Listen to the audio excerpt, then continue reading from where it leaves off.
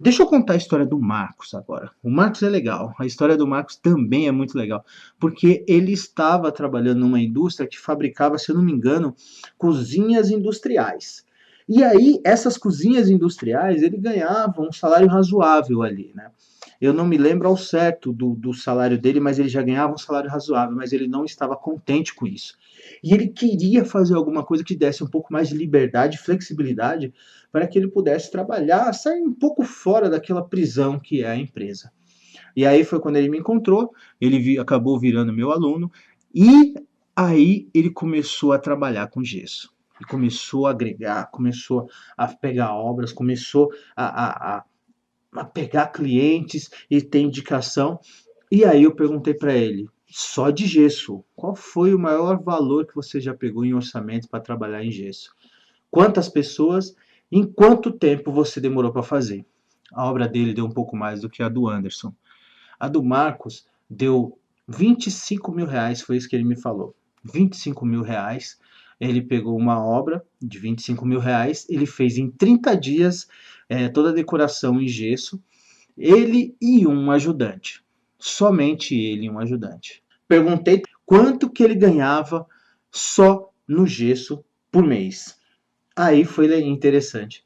Ele ganha de 14 a 16 mil reais por mês, só de gesso. E ele está agregando outras coisas agora. Isso ele trabalha sempre ele e um ajudante.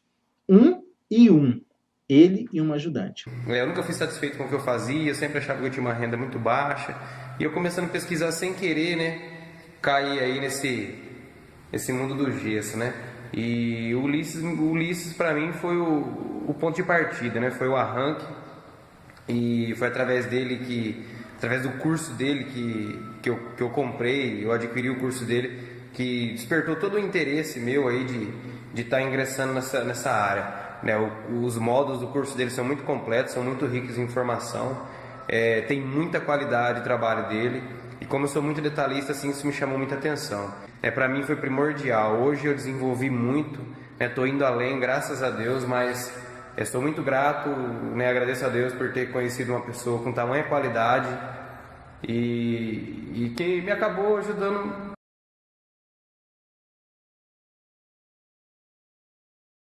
Muito interessante. Qual que é a similaridade do Marcos e do Anderson Santana? É interessante que quando a gente começa a parar para pensar, os dois eles têm uma similaridade no que eles trabalham. Claro, a base foi lá no que eu ensinei para eles, só que eles melhoraram muito em algumas coisas. Principalmente agregando mais trabalho para a sua obra, como pintura, como parte elétrica, como uns outros tipos de trabalho que eu vou falar mais à frente desse vídeo. Qual é a similaridade dos dois? Indicação. Como eu sempre disse, mais que um cartão de visita, a indicação vale 10 vezes mais. Por quê? Porque quando você chega você chega numa obra que você é indicado, você tem a possibilidade 10 vezes mais de você concluir essa obra, de fechar o orçamento. E a gente sabe quanto mais orçamento você faz, mais você vai fechar. E o que acontece? Tem concorrentes, tá? Tem concorrentes, o mercado é muito disputado em orçamento. E o que eles fazem de diferente que ganha de, às vezes, orçamentos mais barato do que o deles? O que eles fazem? Eles têm algum diferencial que são bem legal os dois. Eu tenho mais histórias para contar para vocês, mas vai ser para vídeos futuros. Mas eles têm uma história bem legal entre os dois, assim, que é muito parecida quando eu conversei com um e com o outro. O diferencial deles, primeiro, a indicação. Quando é indicação é muito interessante. Por que ele foi indicado? Por que alguém indicou os dois? Eles têm uma similaridade muito interessante. Acabamento. O acabamento, os dois são extremamente perfeccionistas no acabamento. E isso faz diferença para o seu cliente. Quando você é extremamente perfeccionista, o seu acabamento fica bem melhor do que os dos outros. E acaba propagando a história. Acaba propagando aquele acabamento e fala assim, ó, aquele gesseiro trabalha muito bem. E por ele trabalhar tão bem, eu estou te indicando o melhor. Você pode fechar com mais barato, mas ele não vai te dar o mesmo acabamento. Outra coisa, simpatia. Eles não chegam com um salto alto. Não é porque eles pegam obra grande que eles deixam de pegar pequena. E eles não chegam com salto alto. Tanto um como o outro, conversando, eu saquei isso. Eles não chegam com arrogância. O que, que acontece? Tem alguns gesseiros que eles têm tanta obra que quando eles vão fazer um orçamento, eles não estão nem aí, estão com aquele sentimento de desapego. Nada errado quanto a isso.